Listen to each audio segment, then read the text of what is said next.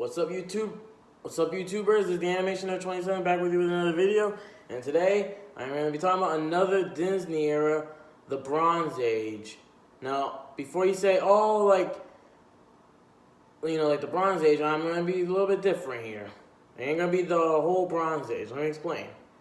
This Bronze Age is the Disney films from the 70s. So, films like Fox and the Hound, Black Cauldron, Great Mouse Detective, Oliver and Company, they won't be in here because I have different Disney eras. I'll explain later in other videos.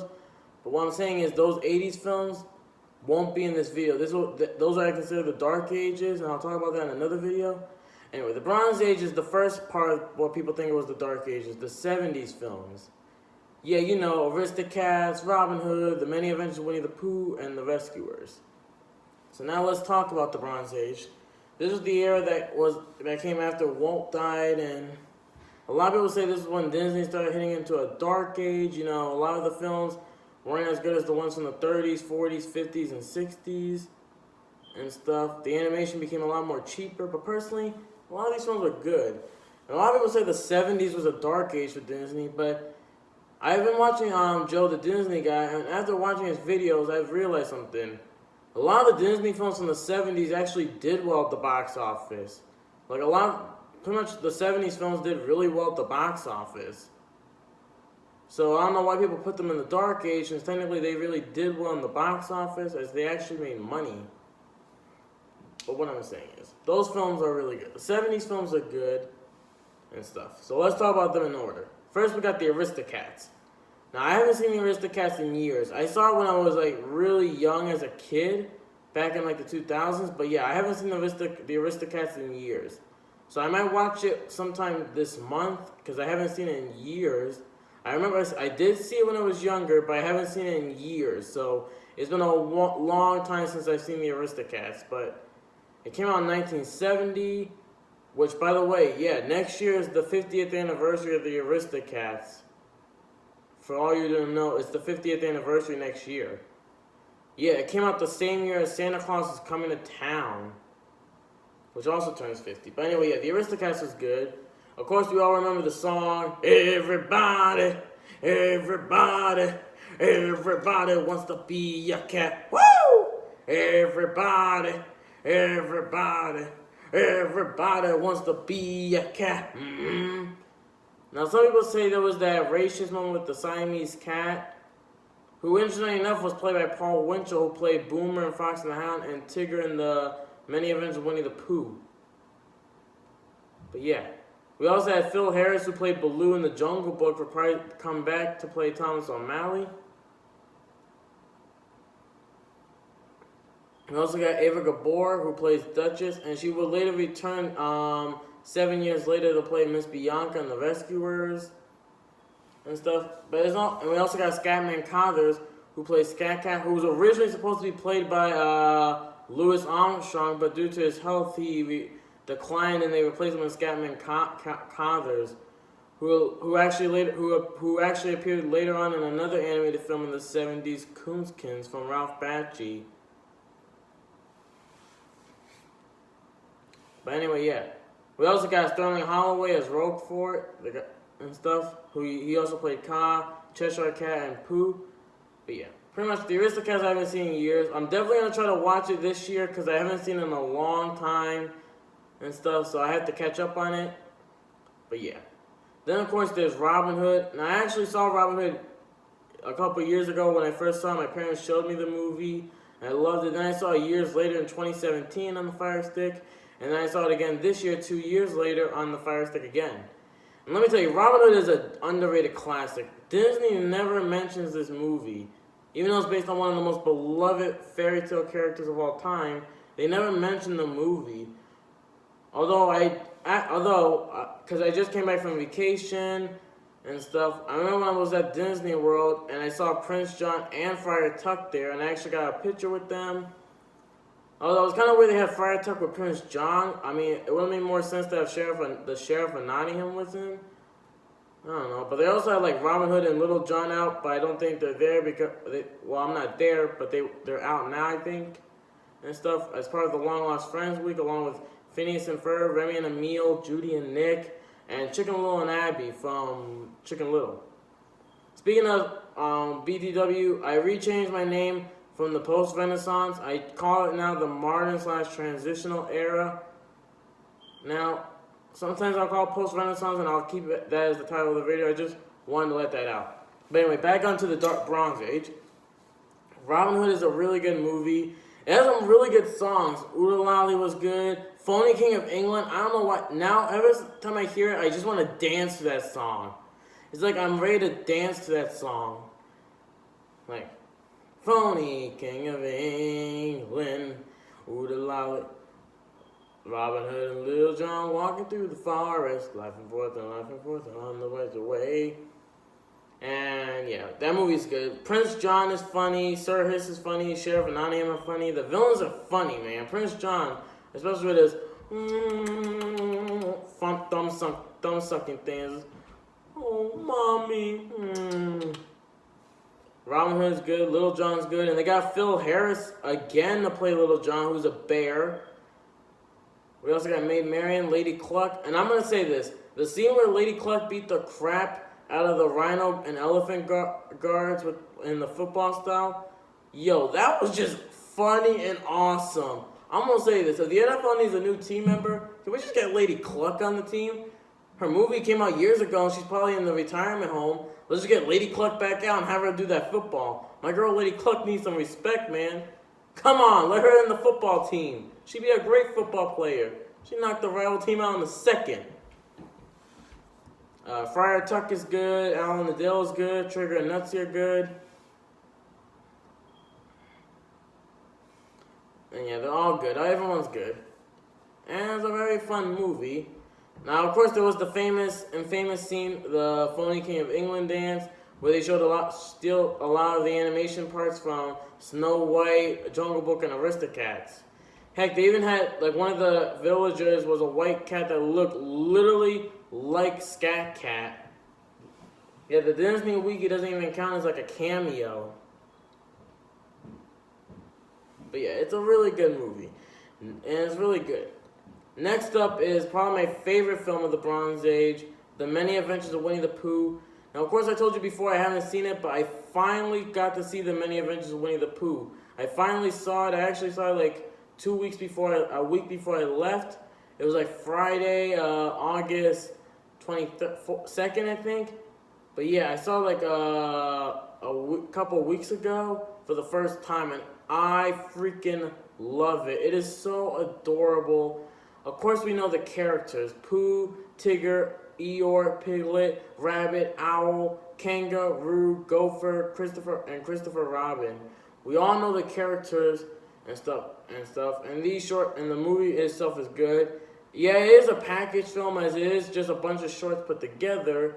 Interesting fact, unlike the other package films from Disney, you know, where the shorts were first in the movie, then released separately, the shorts were actually released separately first, then put into the movie. It wasn't like Ichabod or Mr. Toad or Fun and Fancy Free, where the shorts were in the movie first, and then later releases they be released separately on their own. So kind of weird, huh?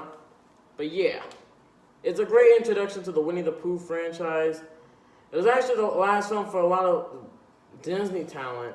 It was the last film for Julius Matthews, who voiced Rabbit, and he also was the voice of Archimedes in Sword in the Stone, which I just found out about this year, as he died the year after this film came out in 1978. Barbara Luddy, who played Kanga, died, I think, the same year, in 1978. Sterling Holloway, who played Pooh, now he didn't die yet, but he retired from acting, like he retired and stuff. And he, of course, died in 1992 and stuff. He was also the voice of course, Roquefort, and also Kaa and the Cheshire Cat, and the adult version of Flower and the Stork. And of course, we had Ralph Wright as Eeyore. And of course, he did come back as Eeyore in the short A Day for Eeyore, which was his last voice work before he passed away. Of course, we had John Fielder and Paul Winchell, who played Piglet and Tigger. And of course, those guys died in 2005. Yeah, John Fielder died the day before Paul Winchell, and Paul Winchell died the day after John Fielder. How crazy is that? two of the Winnie the Pooh actors died back to back. And of course, Hal Smith, who played Owl, died in 1991, I think. And I don't know if the actors that played Christopher. I mean, I know Bruce Reitherman, who played Christopher Robin in the first short, The Honey Tree, is still around. He was also the voice of Mowgli in the Jungle Book and stuff. But I don't know if like the actors for the other kid actors that played Christopher Robin or the actors that played Gopher and Roo are still alive. I have a feeling maybe the actor that played Gopher probably passed away. I don't know. But I don't know about Roo and Christopher's though, but I'll find out about that. But yeah, interesting fact though, yeah, Bruce Reitherman played Christopher Robin in the Honey Tree segment of the film. And he also played Mowgli in Jungle Book, which makes sense because Christopher Robin and Mowgli are kind of similar. I mean, they both have one thing in common. They both hang out with a bear and a cat. And they both have an affiliation with a tiger. Except the tiger Christopher knows is not evil, and the tiger Mowgli knows is, well, evil. But yeah, they're kind of similar. Now, of course, my favorite Winnie the Pooh character is Eeyore, but yeah, I definitely love Eeyore with his, not right now, I'm just not in the mood for it. His voice, I just love his voice. You always feel bad for her. He's like so damn depressed. He was like the original Sadness before Inside Out had sadness. And yeah, but Winnie the Pooh, actually, out of all the films from the Bronze Age, The Many Adventures of Winnie the Pooh was probably the most popular of the bunch, since technically it started one of Disney's multi-dollar franchise. Since you gotta remember, Winnie the Pooh ended up becoming one of their most profitable franchises with a buttload of movies, some of which were released in the theaters, and actually one of them was made by Walt Disney Animation Studios.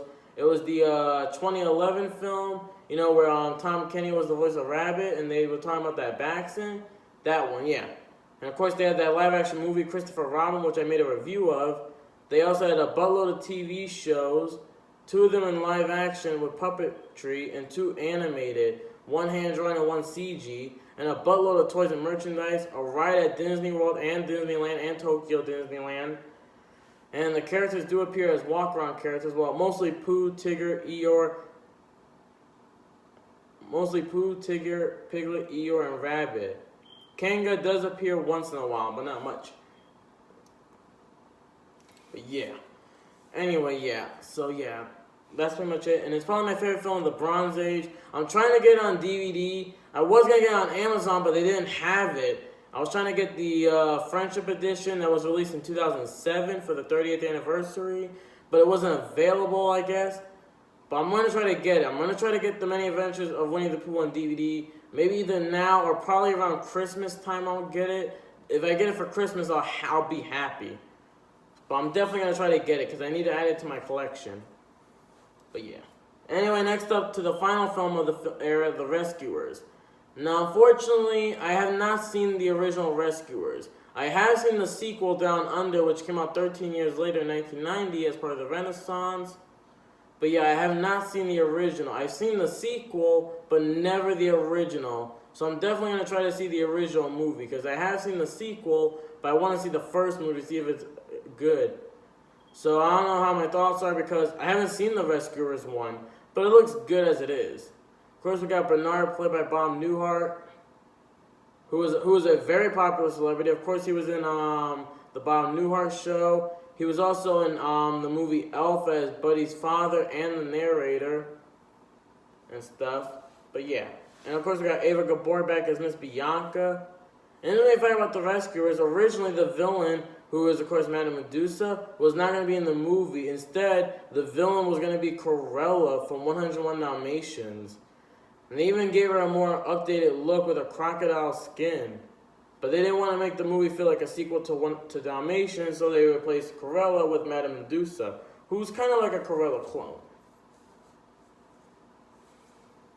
We also got Penny and her cat Rufus, who, interesting enough, were actually supposed to come back. Because apparently, if you know the movie Oliver and Company, originally, instead of being about Oliver and Jenny, it was going to be about Penny and Rufus's life in New York City.